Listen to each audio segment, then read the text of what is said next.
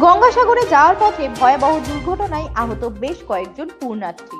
কথায় আছে সব তীর্থ বারবার, গঙ্গাসাগর একবার। সেই গঙ্গাসাগরে তীর্থ করতে যাওয়া পুণ্যার্থীদের বাস শুক্রবার সাত সকালে পড়ল দুর্ঘটনার কবলে।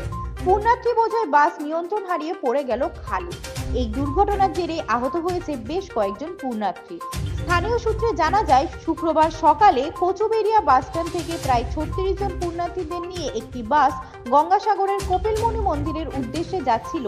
সেই সময় হঠাৎ করে চৌরঙ্গি এলাকায় পুণ্যার্থী বোঝাই বাস নিয়ন্ত্রণ হারিয়ে রাস্তার পাশে একটি খালে উল্টে যায়।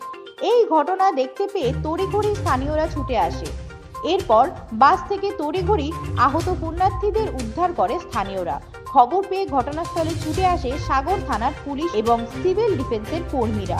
আহত পুণ্যার্থীদের উদ্ধার করে চিকিৎসা করানোর জন্য সাগর গ্রামীণ হাসপাতালে নিয়ে যাওয়া হয়েছে বলে জানা গিয়েছে। ঘটনায় খবর পেয়ে ঘটনাস্থলে পৌঁছায় সুন্দরবন উন্নয়ন মন্ত্রী বঙ্কিমচন্দ্র হাজরা। এছাড়াও ঘটনাস্থলে পৌঁছায় সাগরের বিডিও কানাইলাল কুমার রাও। আহত পুণ্যার্থীদের মধ্যে 8 থেকে 10 জন ভিন রাজ্যের বাসিন্দা বলে জানা গিয়েছে।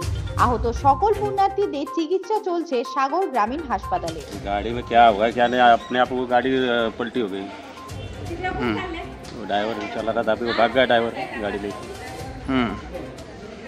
को हाँ चोट लगा है, 7-8 आदमी को लगा है। वो हम महाराष्ट्र से बुल्ढाना जिला। हाँ गंगा सागर जा रहे थे। आपका समाधान जादव। सामान वगैरह कोई खो गया? हाँ मोबाइल पैसा खो गया। हाँ